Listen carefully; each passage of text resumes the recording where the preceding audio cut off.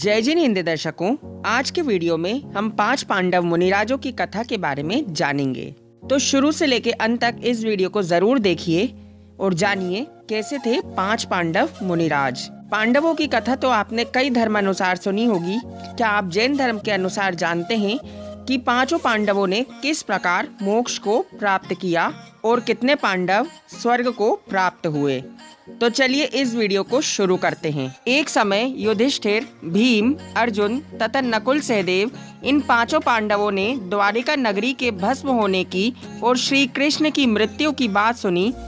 उसी समय संसार की क्षणभंगुरता को देखकर उनका मन संसार से उदास हो गया और वे श्री नेमिनाथ भगवान के समक्ष शरण में आ गए।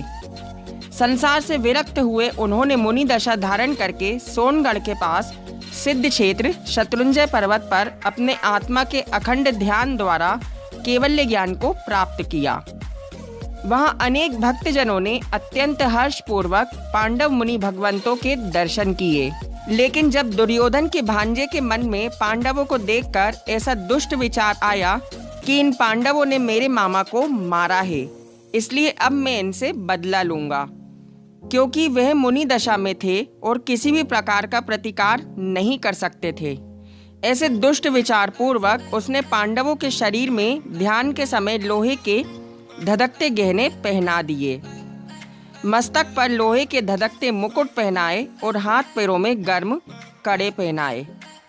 इस प्रकार उसने पांडवों को जीते जी मार डालने का घोर उपसर्ग किया। धधकते मुकुट से उनके मस्तक जलने लगे और धधकते गहनों से उनके हाथ पैर भी जलने लगे। तब युधिष्ठिर, भीम, अर्जुन तो चिदानंद तत्व की शांत अनुभूति में लीन हो गए और उपसर्ग के ऊपर उनका ध्यान भी नहीं गया और छपक श्रेणी में पहुंचकर संपूर्ण वीतरागी हो गए। कैवल्य ज्ञान प्राप्त कर तुरंत मोक्ष को प्राप्त हुए। इस प्रकार वे चैतन्य भाव से जरा भी नहीं डिगे, अतः उनको राग की उत्पत्ति भी नहीं हुई, इसलिए वे परम अहिंसक कहलाए। दूसरी तरफ नकुल और सहदेव दोनों भाइयों ने भी शांति से उपसर्ग को सहन किया, दुश्मन पर क्रोध नहीं किया। लेकिन उन्हें ऐसा विचार आया कि इस उपसर्ग में मेरे भाइयों का क्या हो रहा होगा। इस प्रकार उनके संज्वलन रूप मोह रह गया, इसलिए उनको राग की उत्पत्ति भी हो गई। तब वे पूर्ण वीतराग भाव में स्थिर ना रह सके, पर मात्र विकल्प से चैतन्य भाव की सूक्ष्म हिंसा की। इसलिए उन्हें संसार में सर्वार्थ सिद्धि का पद मिल गया, पर मोक्ष को प्राप्त नहीं हुए और वे संसार में ही रहे। पर हाँ, उन्होंने तीव्र क्रोध का भाव भी नहीं किया, 3 पांडवों को बचाने की कोशिश भी नहीं करी, इसलिए उन्हें भी वीतरागता थी और वह परम अहिंसक थे, अर्थात अहिंसा का पालन करते थे।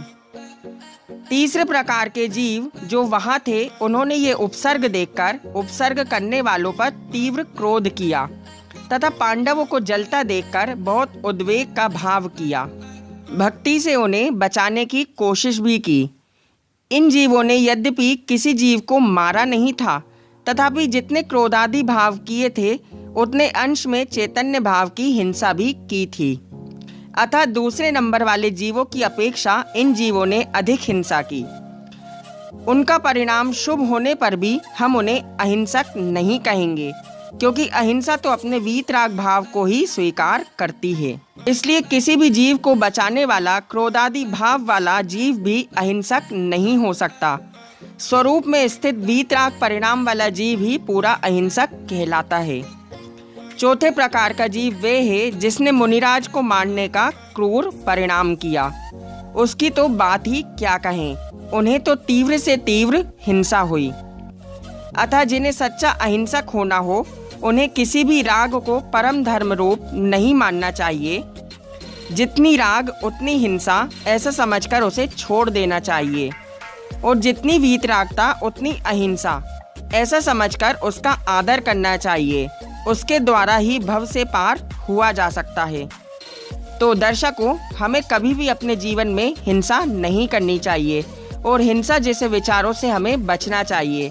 और इस कहानी से हमें यही सीख मिलती है कि हम सदा वीतराग भाव पे चलें और वीतराग पद के अनुयायी बने, जिससे हम अपने जीवन को सफल बना सके और मोक्ष पद को भी प्राप्त कर सकें। अगर आपको यह वीडियो अच्छी लगी तो इस वीडियो को लाइक एंड शेयर करना ना भूलें, और अगर आप हमारे चैनल पर नए हैं तो जिनवानी ज्ञान चैनल को ज़रूर सब्सक्राइब करें। हम मिलेंगे नेक्स्ट वीडियो में ऐसे ही इंटरेस्टिंग टॉपिक के साथ। तब तक के लिए जय जिनेंद्र।